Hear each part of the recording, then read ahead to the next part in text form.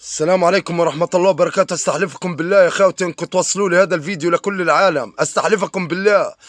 نتمنى من جميع الدول العربية أن تلغي التاريخ الذي يدرس في جامعاتها ويبدل في التاريخ الجزائري.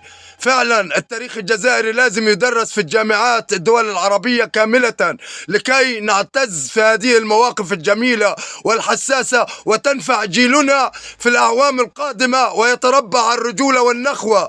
علموا أولادكم في الجامعات بأن هناك كان شيء اسمه قطاع غزة ودخلت عليه سفينة مرمرة متجهة من تركيا والجزائر، وفعلا اخترقت القوانين الجزائر العادة والتقاليد الأمريكية التي تسلط عليكم، اخترقتها وفعلا دبرت ما بأمرها ومشيت ما يدير بعقلها. علموها بأن الجزائر لن تخون، علموهم بأن الجزائر ما زالت وما تزال واقفة جنب القضايا الإنسانية ومع الحق ناصرة. علموهم بأن الجزائر اخترقت الجو والأرض وفقا للعادات والتقاليد والعرف للدول العربية، بأن هناك عندما تكون كارثة طبيعية بأن الجزائر هي الأولى من تساند كل الدول العربية. علموا أولادكم بالجامعات أن الجزائر من تحدثت الأولى في هيئة الأمم باللغة العربية. علموا أولادكم في الجامعات بأن الجزائر